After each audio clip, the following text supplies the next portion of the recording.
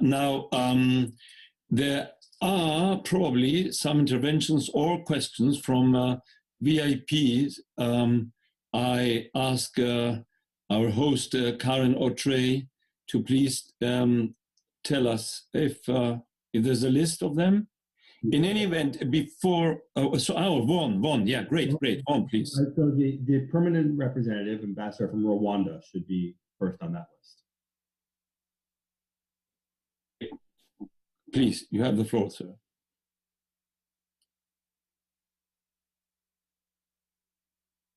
Can you hear me?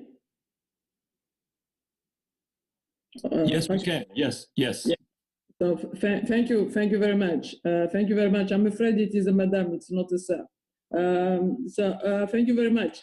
Let me first of all really start by thanking very much all presenters.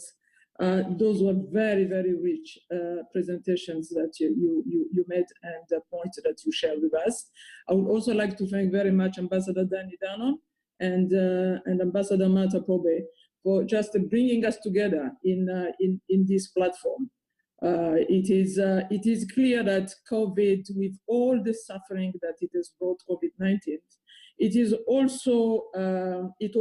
also brought us together in a manner that probably we have never seen in the past few decades. So I don't recall seeing such a global mobilization around finding a solution, finding solutions both from the science and technology and innovation point of view.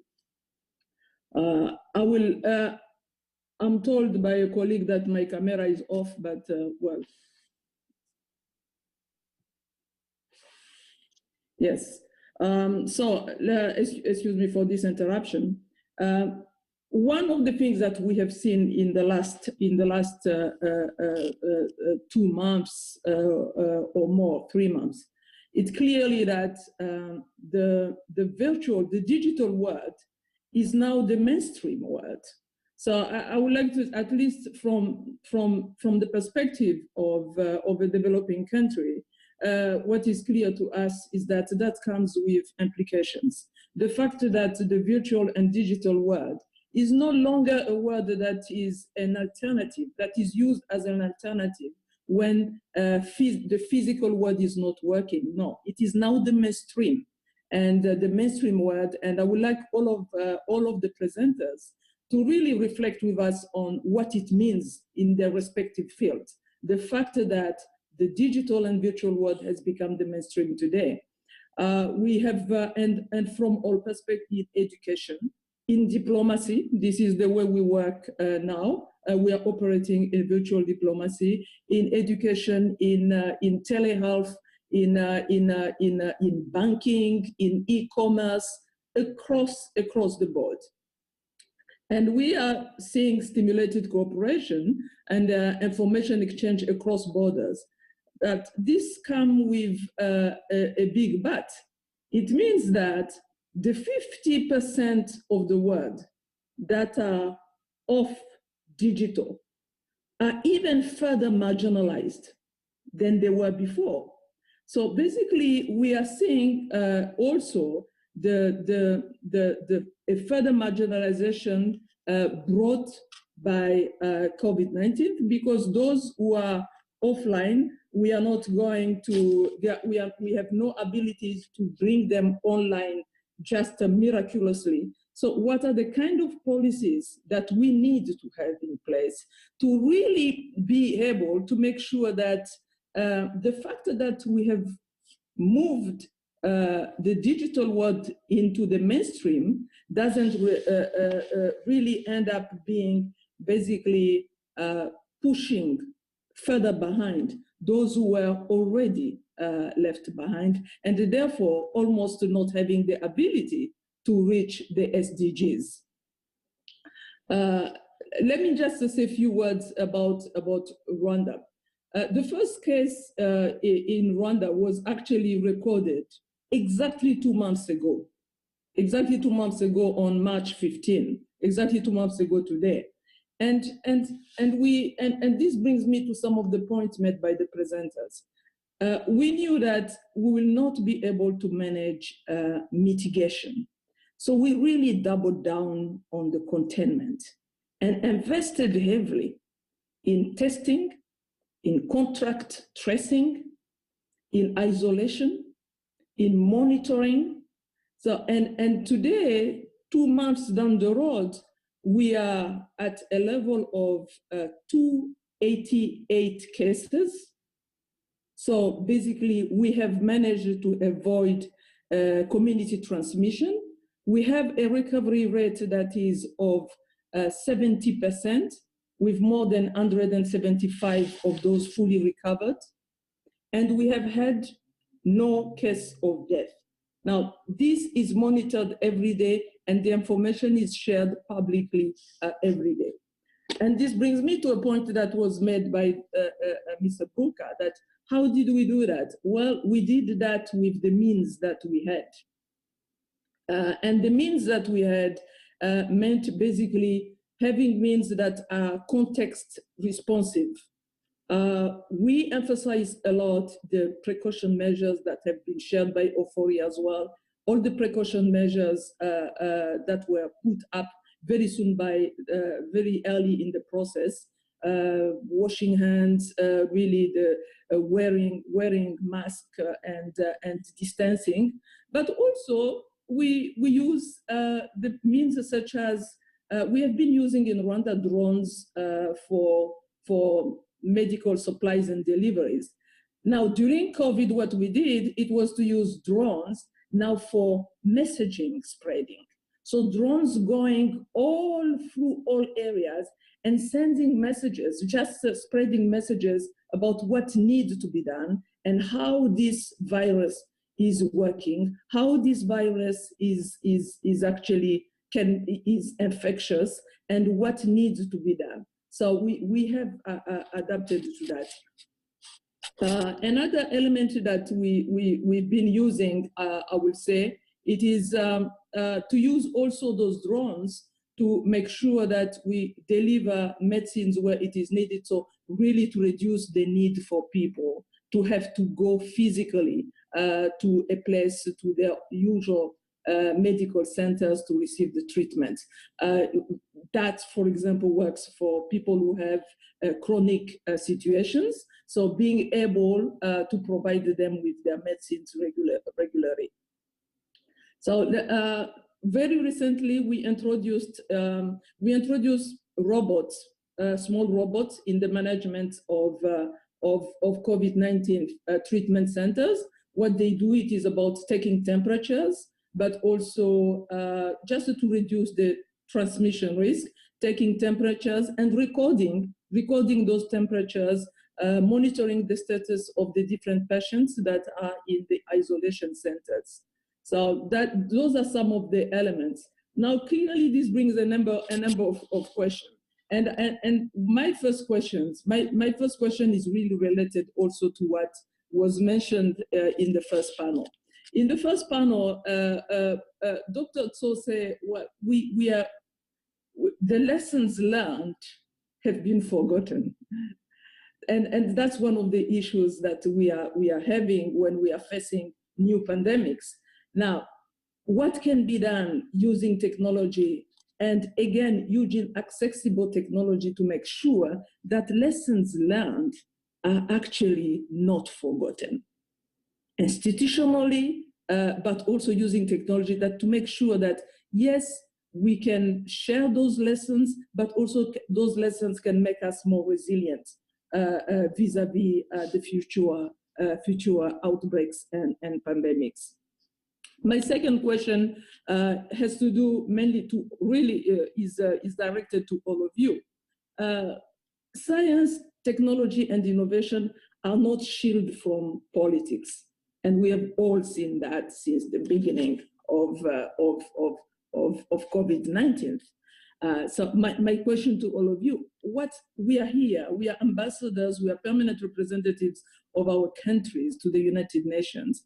What can we really do? What would you expect us to do to make sure that the work that you are doing is made easier, but also is made accessible in the fastest possible way where it is needed, to make sure that the work that you're doing make it possible for countries to really make policy decisions that are informed by science and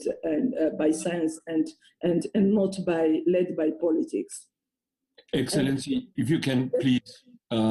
Towards the end, so I'm managing this. I'm just getting to the end, and my last one has to do with the first point I emphasized here: the digital gap. We have 50% of people in the world that are offline. Now, that will not happen. That will not change by leaving it to each country individually. We need a massive undertaking. We need really a massive global cooperation. What can be done? Thank you very much. Thank you very much, Excellency. I turn now the floor to the permanent representative of Singapore, Ambassador Gafoor. I remind everybody that we have now limited time, and so the procedure will be everyone will expose, the panelists will take note, and at the end, I will give them some time to respond to all the questions. That's the only way we can handle time now. Excellency, you have the floor. And turn on the video, please. Yes, thank you very much for giving me this opportunity, and a big thank you to all the panelists. This has been a very inspiring and informative sessions, so a big thank you to all the panelists.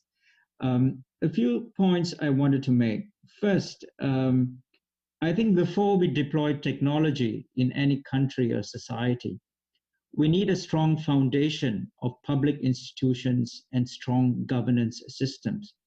And this is related partly to what Mr. Daniel Burka had said. And technology is not a solution to all problems or every problem in any society. There has to be public institutions, there have to be strong leadership. Second, there has to be a strong reservoir of trust between the people and the government, and of course, trust and cohesion between the people themselves. Again, technology, whether it resolves problems or exacerbates problems, could also be due to whether there is trust or not sufficient trust in government or in society. Thirdly, I wanted to underscore the point that the ambassador of Rwanda, my good friend, Ambassador Valentine, said about digital marginalization and the digital gap. I think there's really something, if technology has become mainstream, as she so eloquently put it, then the digital gap is not something that we can just go on ignoring. We really have to do this in a very serious way. And the digital marginalization is not only within societies, of course, it's between countries, and even within societies, even in the most affluent societies, you have segments of population that could be excluded.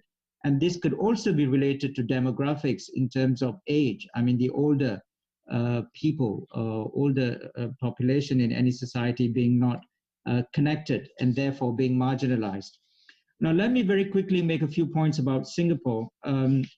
Firstly, in the context of Singapore, we think that digital technologies have made a difference for us in our own country, and of course, for the rest of the world, I think, for many countries. And secondly, as a result of COVID, we are also seeing a lot of partnership between government and industry in Singapore. And that, I think, bodes well for the post-COVID situation, where these partnerships hopefully will help us find solutions. And the third thing that I wanted to highlight with regard to Singapore is the extensive amount of work that we had done in contact tracing. Again, I refer to what Daniel Burka said. Contact tracing is not just a technological exercise. I think it comes down to good old investigative people making phone calls and having a large network of people to do that. But digital tools can help, and indeed has helped Singapore. I think we were one of the first countries to put in place a program called Trace Together. And in fact, it was based on the experience of the Singapore program that Apple as well as Google came together to look at our systems and to make it easier for us. But the key thing about the Singapore program is that it's an open source platform. And I think it's really important that as we go into a post-COVID world, that a lot of these things are open sourced and available on open source platforms, because that's part of making it accessible to all countries. In this regard, I wanted to really appreciate and thank Dr. Kira Radinsky for her presentation. And I hope that her slides could be made available to the organizers, who can then circulate it to all the diplomatic missions in New York. I think that will be tremendously helpful. The ability to use data to predict clusters or trends, I think, is significantly useful. The very, very last point that I'd like to make is that in Singapore, the government has supported an initiative of the UNDP, the UN Development Program, to start what's called the Detect and Protect Challenge. The Singapore government has provided some funding to the UNDP office in Singapore to start a global challenge, and it has invited all hardware and software developers, product designers, to build a global platform for open source solutions that can help all countries detect, prevent, and protect. So whoever is watching this program and this session today, do go to the website of the UNDP Global Center for Technology, Innovation, Science in Singapore, and be part of this global challenge. It is something that we are working with the private sector, including Google, Microsoft, as well as Hackster, which is the largest online open software and hardware community, all with the idea of finding solutions and apps and design innovations in the IT and technological world that can help all countries, but also that is open source and therefore available to all countries. Thank you very much to all the panelists, and also to you, José Ramón, for your chairmanship. Thank you. Thank you very much, Excellency. Now we have, for a very brief intervention, Mr. Robin Ogilvie. You have the floor, sir. I don't think he's here. I think he had to go to a different appointment. Well, in that case, I believe we don't have any more time for further questions, but from the public, but they can, I think, forward it to the hosts, and they can forward them at the time to the panelists. Now we'll give every panelist 1 minute to answer to the various things and the questions said by the VIP interventionists. Thank you. Well, we can start with, in the same order. Kira, please, first. So I will refer to the fact that some of the population doesn't have access to digital transformation tools. Many people do have access to text messaging. A lot of the work that we've been done in different countries is moving our platform to texting so people can answer the triage questions. I do remind the fact that we just need a sample of the population. So in Israel, we usually sample around 6% of each city to get statistically significant numbers. Those numbers actually help us identify first waves, even in the smallest villages. One of the main problems that we did have problems with is the elderly. People with 75 and more are less sophisticated digitally. One of the solutions the internal departments here were doing is actually calling them with automated voice recognition systems with the same clinical triage system. It asked them the same questions and moved to the same data repository that was shared. All of the information was stored with the Minister of Health and then shared with additional researchers that can done additional research on top of this information beyond the medical prediction that we were doing. Thank you very much. Genya, please. Thank you, and I really appreciate the interventions from the ambassador of Rwanda and ambassador of Singapore, and also earlier the ambassador from Japan. I want to just really commend but all three of those countries, and I know that there are others who are with us today, for their commitment to harnessing and leapfrogging with emerging technologies, and also the creativity coming from their respective populations and innovator communities. The World Economic Forum has really been pleased to work very closely with all three of your countries, Rwanda, Singapore, Japan, and many others who I probably don't have time to mention here. But I wanted to acknowledge that as a convener, and that is what the forum really excels at, and our ability and our growing network of partnerships with governments around the world, we are really, we're very committed to enabling the innovation and the expertise and the communities coming from your countries to integrate into the broader network, both at all levels of economic development within all countries. And so I know that we, as the forum, are probably in the position of being viewed as working mostly with North American and European countries, but we have had such an amazing experience working now through our global network of Center for the Fourth Industrial Revolution centers to build those networks out and to really address these solutions and showcase to the world that the creativity and the power is coming from many, many, many different places. And then on the point of the digital divide, that is the first question that I asked, because we are such a convener. How on earth now, during this time, will we continue to do our convenings if they all go into the digital space? How will we remain equitable and have access for everyone to join our conversations? And we are working very hard on that. We do not have probably a very satisfactory solution at this point, but it is something that we are acutely aware of as we play this role to bring together these different partnerships. Thank you. Thank you very much, Genya. And now, David, please, 1 minute, please.